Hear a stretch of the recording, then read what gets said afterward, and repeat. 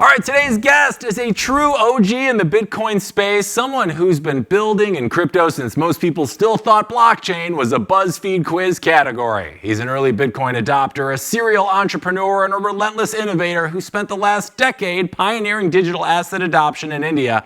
He's the co-founder and CEO of GoSats, India's leading Bitcoin rewards platform, where he's helping turn everyday spending into long-term wealth for over 1 million users and counting. Under his leadership, GoSats proceeds over $100 million in transactions, locked in major partnerships with giants like Flipkart and Jio, and even launched India's first AI-powered shopping agent. On top of that, he just wrapped the Stanford executive program, proving that when you're building the future, you're never done learning. Please welcome to the show a builder, a visionary, and a proud voice for Bitcoin India, Mohammed Roshan. Oh, boy. That was the wrong button, but we're excited to have you, Roshan. Thank you so much. Thank you so much for joining us. Yeah, so it's a pleasure, and thanks a lot for the intro. I mean, that's crazy. No. Awesome. Pleasure is all ours. We're excited to have you in the studio today.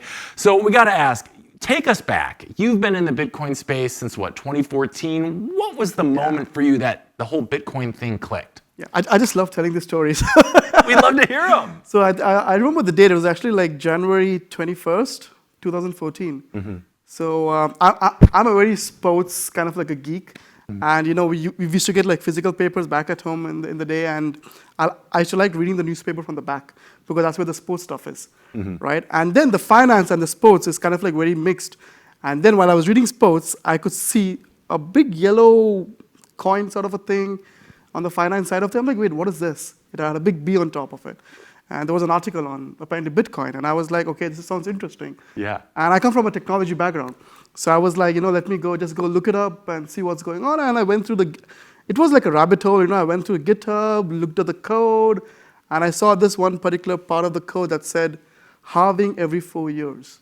And I was like, wow, money can actually be decentralized and supply can be cut, which has never happened before. And I was like, this is crazy, and why is nobody talking about it? I Googled everything in India, nobody knew what Bitcoin is. And then that's how the whole journey started, and I was like, wow, this is something really crazy. And then I found out one Indian exchange called Unocoin. They were the first Bitcoin exchange in India. And I was like, these people are doing something cool. And I was just out of university back then, so I wasn't really looking to work. I was just looking to learn. And then Unocoin offered me a job as a CTO of their company. And I was like, I just took it. The pay was crap, but but I was like, they're doing Bitcoin stuff. I'm like, they're the only company in India that's doing Bitcoin stuff. And I was like, if I want to understand this industry better, I need to join them. And I was like, and that's how the whole journey started. That's amazing. And trust me, I get it, taking a job where the pay is crap because it's a good opportunity. I'm just kidding. I love these guys. I'm just kidding. So, Roshan, you are part of the Stanford executive program. Is that right? Yep. How has that kind of influenced your ability to think and lead as you make the charge with GoSats? Wow, I wish I was in that a lot earlier. Mm-hmm. There were times, of course, it was a 6-week program, for entrepreneurs, for executives, and they teach you a lot of design thinking principles right from the scratch. Mm-hmm. And I think it's definitely helped. I've implemented a lot of what I learned into building GoSats, into building culture, team culture, into thinking about business models. I think it's very, very unique, innovative.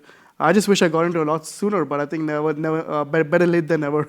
Absolutely, absolutely. And I imagine you've applied a lot of the lessons you've learned from this program and other experiences through GoSats. So you were in something, I think it was called Saffron Coin and ThroughBit. What did you learn from those, and how are you applying that to your time here at GoSats? Yeah, so Saffron Coin was my first ever stint, So this was back in 2014, after I came across Bitcoin. Mm-hmm. I wanted to launch a token from India. Nobody had ever done it before. So I was like, okay, let me put so Saffron Coin was in fact the first token launched from an Indian origin founder for the Indian market. And it worked very well. People were trying to use their rupees to get Saffron Coins and sell it as well. So I built a very good market. It was the first product market fit product. And I didn't even want to launch it. It was just a hobby project, but it kind of blew up. And then I was making thousands and thousands of dollars monthly. But then PayPal put a stop to it. So PayPal locked up $15,000 of my money. No way. And they never gave it back because they were like, crypto is very risky. And I was, 23, 24 back in the day. And I was like, wow. And of course, I didn't appeal and stuff because then I had to show invoices, and I was like a kid, and I was like, I don't have any invoices for any of my things, so I lost like $15,000 with them. But then, of course, like that kind of gave me a learning, and then, of course, then UnoCoin happened. Then I became a lot more serious into this industry. And then I even, in fact, launched the first stablecoin from India. It was called like INR Falcon. Oh. Yeah, I remember having this conversation. So I had a very personal conversation with Vitalik Buterin to kind of like build a stablecoin for India, because I think Tether was just starting up back then. And I was like, we need to have an INR stablecoin. And he, in fact, guided me through a process of ERC-20. It was all very new back then.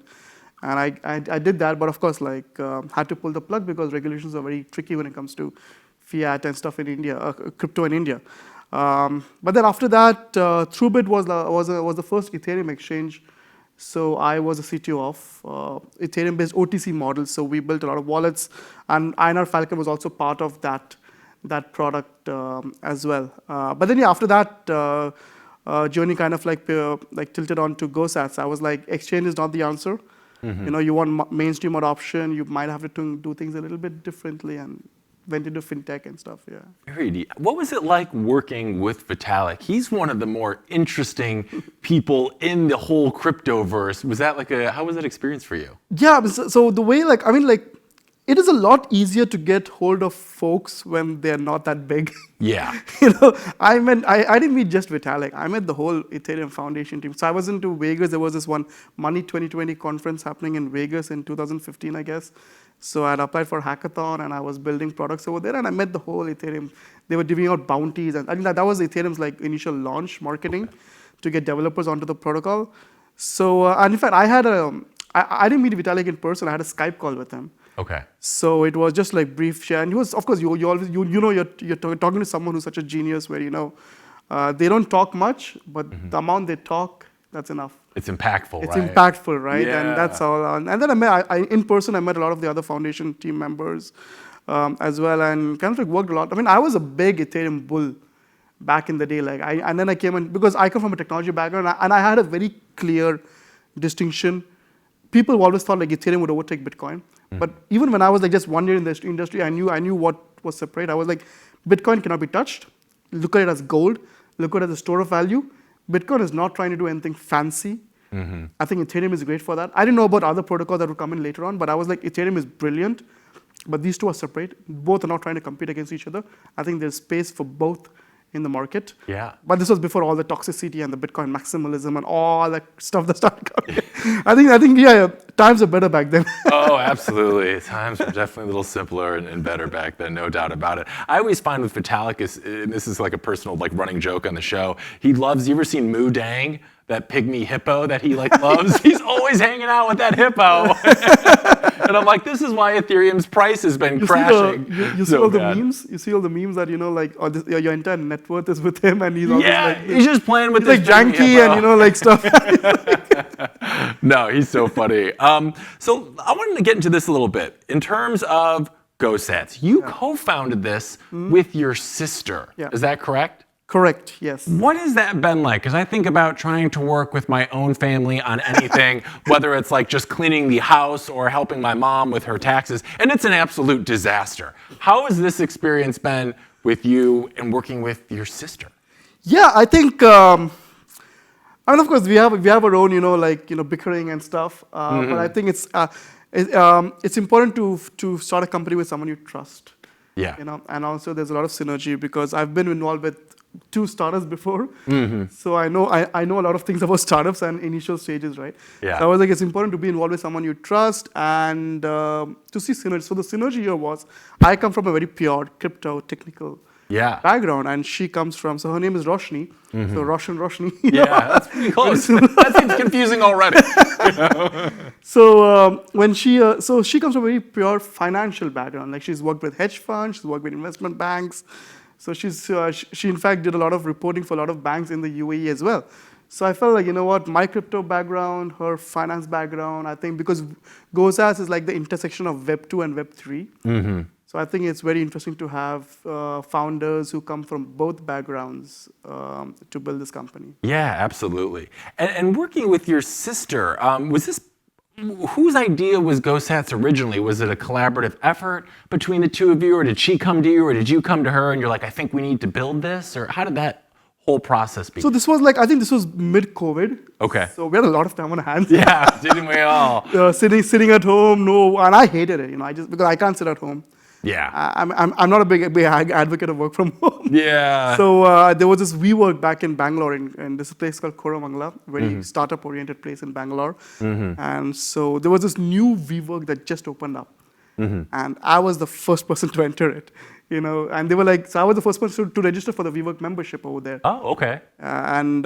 So they still give me good treatment, because I'm the first. Yeah, of course, they got to. The reputation. But then I went over there, and then I just started like hanging out, co-working over there, just trying to build something. And I was just dabbling down this whole rabbit. I'm like, what is the next thing, Yeah. Because I wanted to do something different. And like, I've been involved with exchanges and building blockchains, tokens and stuff. I'm like, this is not what I want to continue doing. Right. I'm like, India is such a big market, 1 billion people, but only a fraction of them know about crypto. Yeah. So I'm like, how do I get it to the last mile connectivity?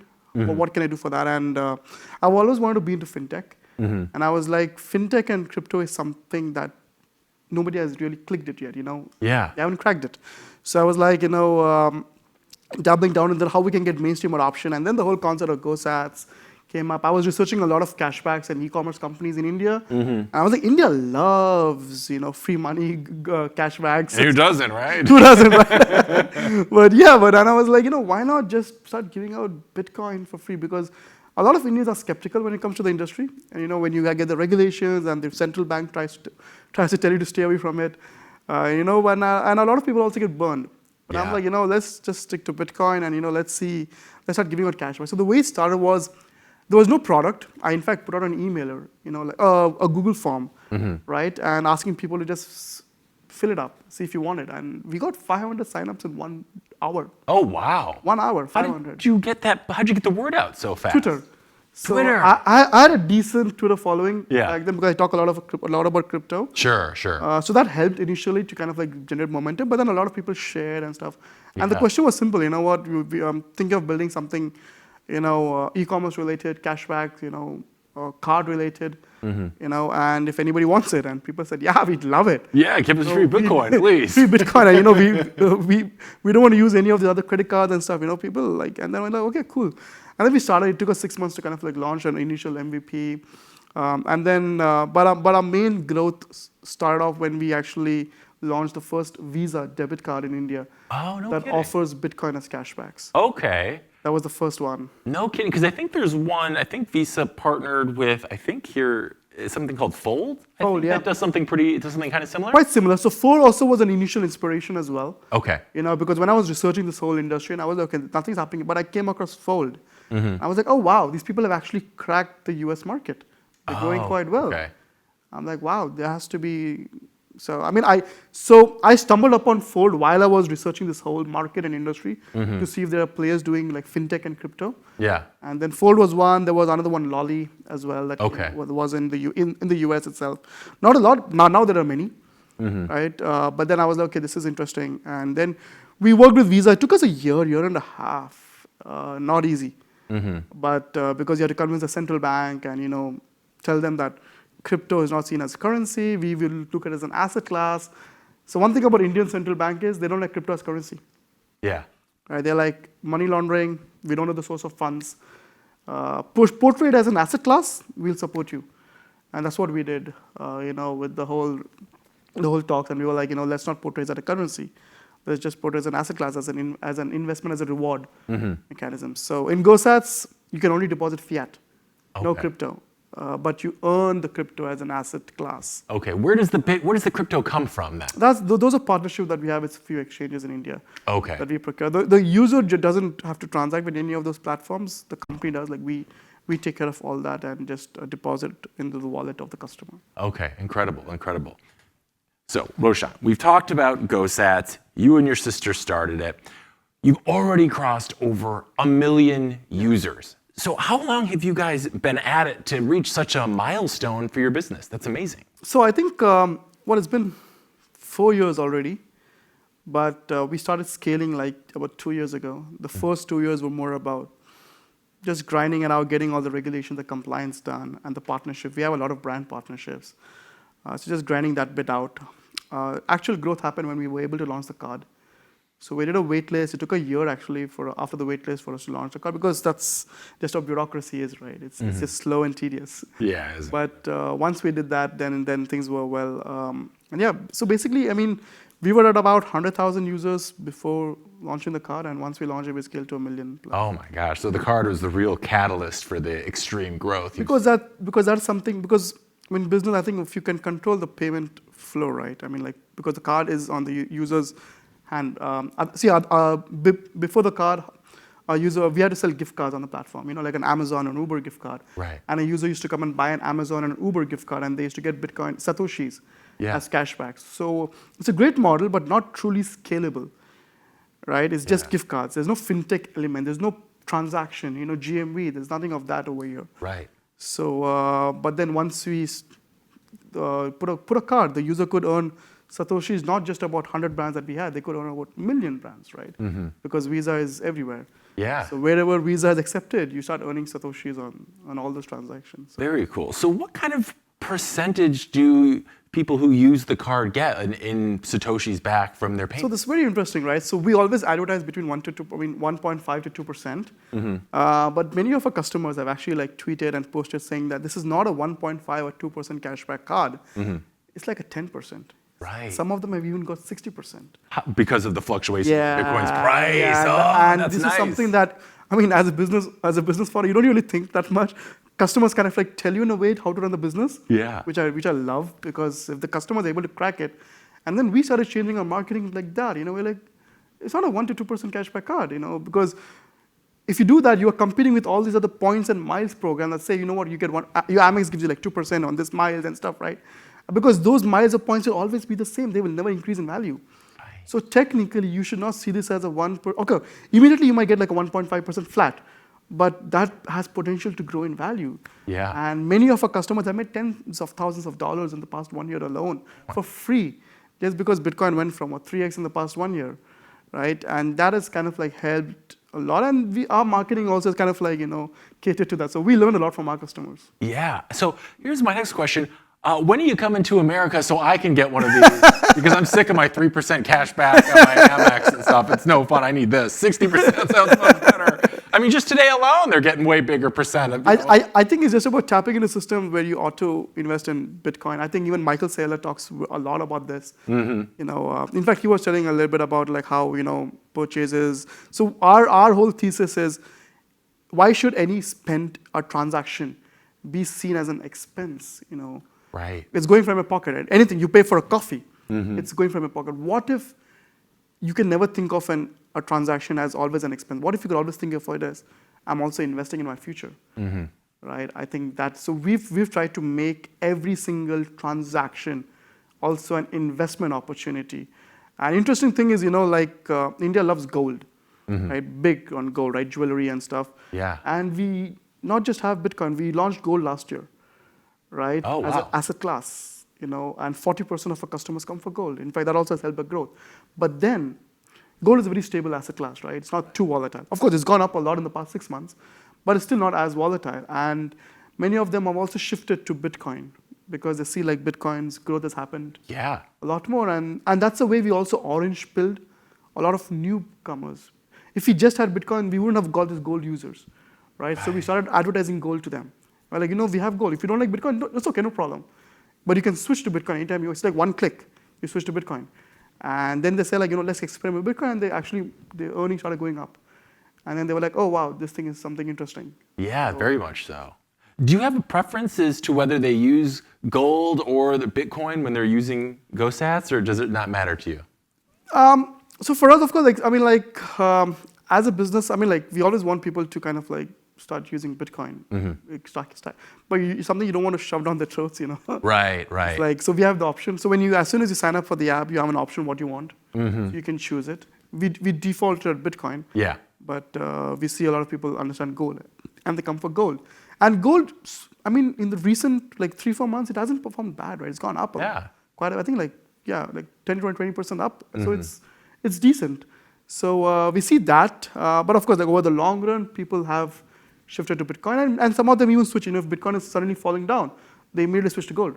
Yeah. So they're making gold, or if Bitcoin is going up, they switch back and they start stacking that. So on your website, for instance, so if you have the option between gold and Bitcoin, do you have something that shows what people's return, like percentage returns would be on each? Because that's such a smart idea to offer both, because you have boomers like my parents who are like, I don't understand this Bitcoin thing, but I get gold. Yeah. They buy gold, but then they see if they had it for the last year or whatever that time frame is, that their return on Bitcoin, if they were side by side, is exponentially higher traditionally, right? So we don't. The moment we start doing that, then we kind of we are choosing a side in a product. Then people will be like, why are you offering the other product then? Right. If you're choosing a side.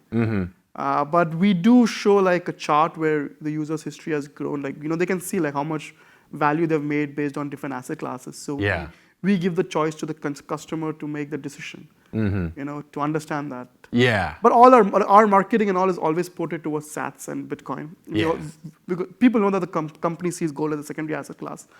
And at the end of the day, long term, we want to build a different asset exchange, back end. You have Bitcoin, you have gold, you have other asset classes. We're looking at even real estate, fractional real estate to start earning. What if you could buy property in New York? Yeah. As cashbacks. There's things happening like that. A lot of that's happening. So we want to offer that and help people tokenize these asset classes on a blockchain and start swapping between them. Make a lot more money on that. Yeah. Stable coins. These are all things that we are definitely planned, and that's how we see the future.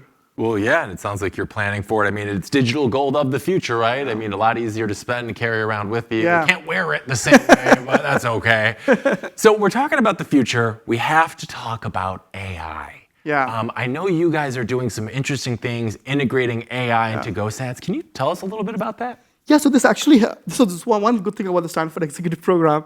So I think this was last June. So when I went over there, I did not have an AI strategy. I personally thought there's a lot of hype around this. I mean, I knew that AI, LLMs are great, but I did not know much beyond it and that's how far a lot of Asian countries are, at least a year ago, right? Silicon Valley is a different ballgame altogether.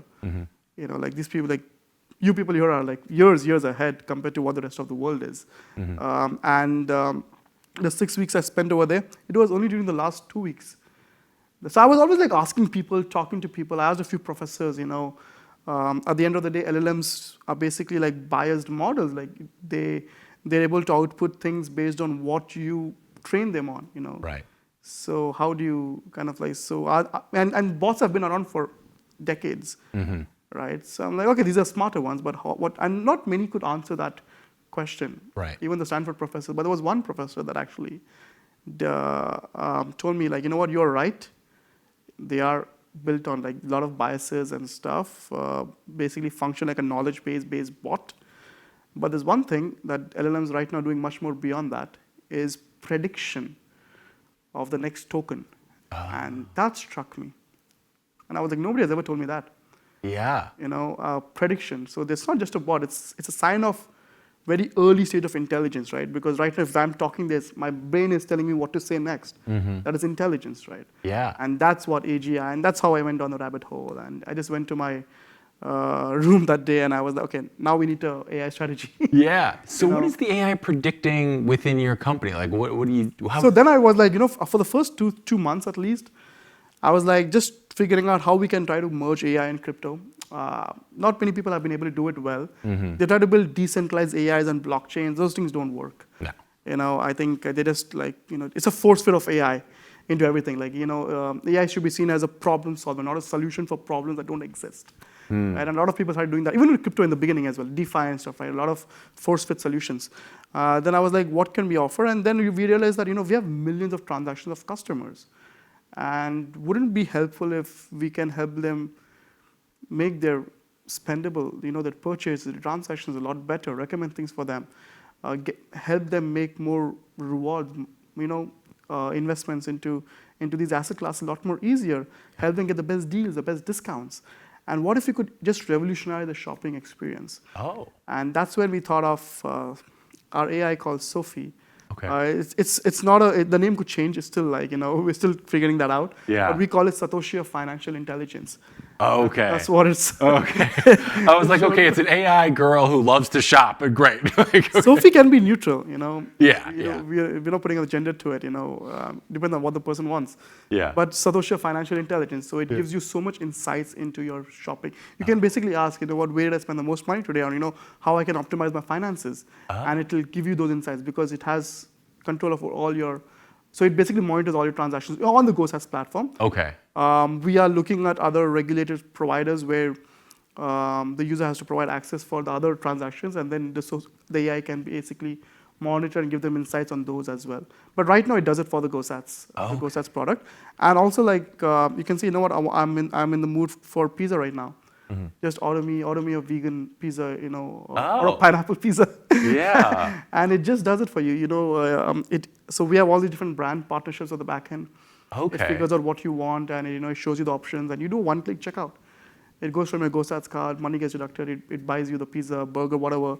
So, and also, like, you can say, like, I like this T-shirt that you're wearing, right, this sweater vest. And I'll take a photo of it, and I can just send it over, and it'll research on the brands that we have, and it'll be like, oh, wow, this is it. And you can ask it to place an order, and it does that for you. So. And it does that natively on the GoSats platform as well. Wow, you guys are just really dipping your hands into a lot of different. We are planning to also keep it as standalone. Mm-hmm.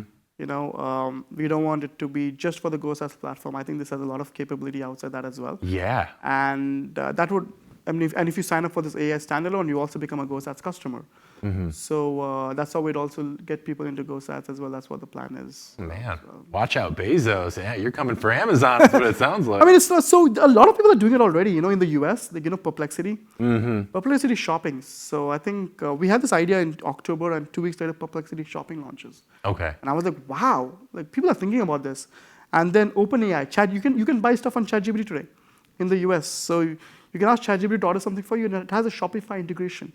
I think this launched like a week ago. Oh. So shopping agents are kind of like redefining commerce. And Amazon also has this one thing called Rufus AI for India. So you can ask Amazon to shop for you, and it'll show you all the options, right? But the problem with these existing products is Amazon, it'll never show you a competitor's products.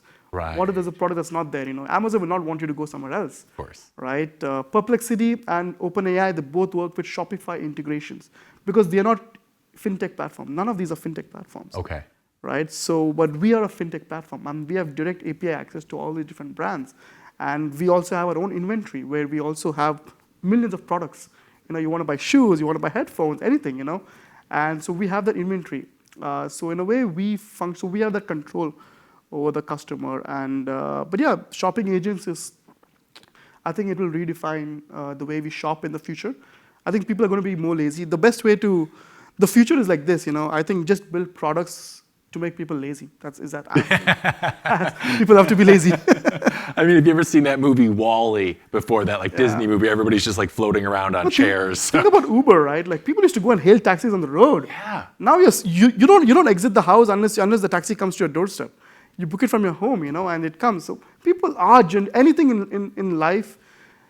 You build products to save people time. Lazy might be a very extreme word, but I think just to save people time. Maybe is it to reduce friction, right? Like everything's becoming frictionless, right? Frictionless and time. Like at the end of the day, we all value time, right? That's like the biggest money. We do. So the moment you start making things easier for people, the reason why internet was such a big thing was because you could just do things on in front of your computer. Phones came later, but in front of your computer, right? That's the whole thing. Yeah. Back in the day, you'd have to call up a friend or like open an encyclopedia to find out info. Now you just a couple clicks. And imagine if you had to book a hotel, right? You have to call you have to wait for the customer care to answer to you, and I want to book a room. Yeah, I'm never going back to that. I refuse. Never again. So now when you like sometimes when you travel, especially if you have to go to a different country, the immigration will ask you for your hotel bookings, your travel bookings. Mm-hmm. Sometimes I book flights and hotels right when I'm in the immigration queue to show it to them, That would have never been possible like decades ago. Oh, God bless the internet. My goodness. Now, you mentioned something about your partnerships. I know you have some cool partnerships. I think it's Flipkart and Geo. Can you tell me about those and what's the value they've provided you and what's the value you're providing them? So, with Flipkart, it was a very interesting thing. So Flipkart has its own loyalty program called Supercoins. Okay. we have a very close partnership where supercoins can be exchanged to sats as well as gold on the platform and vice versa. Right? So because supercoins is Flipkart's own loyalty program, so we have a deal where we can allow people to spend those supercoins on our own inventory on the GoSats product. As well as people that want to use their sats and gold, convert to supercoin and spend on Flipkart. That's one thing. Geo also works. I mean, so Geo and a lot of other Myntra and all the other different brands come as a product. We have a partnership with Twid. That's like a payment gateway for rewards. Okay. So interesting. So Geo is like, of course, India's biggest telecom provider. So if you want to go pay a phone bill, right, and if you have a GoSats account and you go to the Geo's checkout page, you will see the GoSats logo and saying, you know what, you want to use your sats as a discount or something on for paying a phone bill. Oh, nice. So in a way, we made these rewards that we have very interoperable on different platforms, and all this is not on chain, right? So it goes very compliant. It's basically it's seen as points, outside, but technically, yes, it is asset classes, Yeah. BTC and gold, and we are able to do all this in a very interoperable manner. Interesting. And you mentioned compliance, and I gotta ask. I know India is kind of notorious for being a little tricky when it comes to regulations. Yeah. How do you at GoSats manage to stay compliant while also, innovating all the time? Yeah, so I always believe that, I mean, you can't follow the regulators a lot, I think, but I always believe innovation happens first and regulations follow in everything, right? And at the end of the regulators just, I mean, of course, see, crypto, the governments usually don't have a problem with it. If you see the governments across the world, right, most of them, they're like, okay, who has a problem is the banks and the central banks, the Federal Reserve. They are the ones that have a problem with it. Same thing with India as well, right? The government has been pretty okay, blockchain, technology, this, all that. It is the central bank that tries to have problems because because then you're kind of like, bordering the lines of currency, foreign violations, currency violations and all that stuff. Yeah. But again, I see it's just a matter of due time, as things work out. I think things are a lot better right now.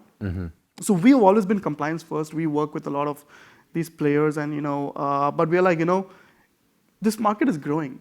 If you don't want it, people are still going to use it. Yeah. There was actually a bill in the trying to be passed in the Indian Parliament about banning crypto assets. Good thing it didn't happen, because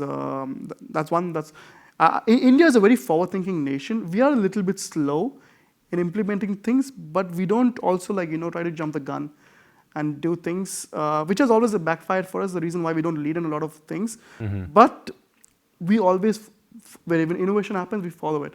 And there have been many innovations in the world that never took off. And India has only adopted innovation that are actually taken off.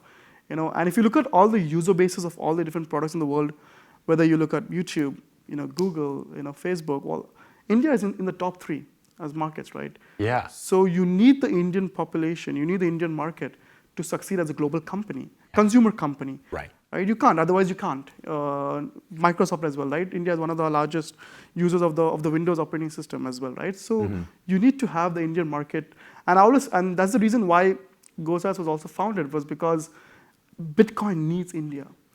I always felt that Bitcoin also needs India, and I think we're still looking at very very shallow prices.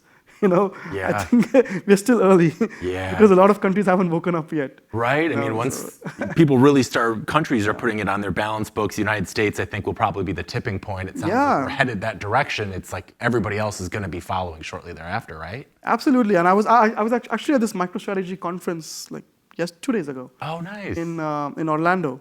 So there I was hearing Michael Saylor talk about all this, and so you made a very interesting point. A year ago, there were only 3 companies in the world that has put Bitcoin on the balance sheet. Now there are 70 in just 1 year. These are public companies. And one interesting thing is, so there's an Indian company that's also done this, and they're making the news right now. It's called Jet King. Jet King, okay. Yeah, and they've been a company for 40 years, right? Public company, right? And they are the first ones to actually put Bitcoin on their balance sheet. They were the first? Yes, and this happened just a couple of months ago. No kidding. Right, and we kind of in fact, we are also working very closely with them because they realize the potential of Bitcoin, and and I think GoSats also provides a very good strategic partnership along with them, where we could help together onboard a lot of people to Bitcoin in India, and they are the first public company to ever take this initiative. And I think next year you might see a lot more. And people are talking about it. I think they understand the value of everything else, of all the local currencies, kind of like being devalued over a period of time. And a lot of companies whose products are not doing well, except public companies, right? There was one interesting thing I saw. I saw this company called MetaPlanet. Yeah, the Japanese company. Yeah. Yeah, so very interesting. Like I saw the graph for about 15, 20 years, right? It was like a flat, almost zero, like maybe 10, 20 million market cap. They adopted the Bitcoin standard a year ago. From 10 million, it's at a $1.4 billion market cap. It's wild. It's like any company that has like money but doesn't really doing anything with their business, just buys Bitcoin and these companies, they've kind of like forfeited the product. They're not focusing on the product for which they're public. Yeah. They're saying, you know what, let's not spend marketing on improving the product. Maybe the product doesn't have product market fit. But let's start buying Bitcoin on the balance sheets, Yeah. And that provides the most stable value for the company. It seems like it. People are cracking it. I think Michael Saylor is something. He's cracked this model like 4 years ago, and I think it's brilliant. I mean, he might be the digital Warren Buffett of our time, is what it's kind of looking like right now. So, Roshan, we know you're a busy man. We got to let you go. I know you got a lot to do, cover while you're here in the Bay. Before we go, if people want to learn more about GoSats, where can I send them? Where should our audience go? So, Twitter at GoSats app, right? And GoSats.io. Is the website, so do sign up, and if you want to sign up for the AI waitlist as well as an AI icon over there, just sign up. Happy to kind of like have you guys. Can we expect it in the United States anytime soon? I'm waiting to get my card. So one interesting thing, we are looking at working with Stripe and Bridge for stablecoins, so it could be pretty, but I don't want to talk too much about it, but there's a lot of interesting stuff happening with that, so we're looking to be like very global, cross-border. Amazing. Well, the second that happens, you come back on the show and we're going to talk about it. Guys, thank you so much. Mohammed Roshan of GoSats. It was a pleasure having you, and we can't wait to see what you guys are doing next. Thank you so much. Thank you. Thank you.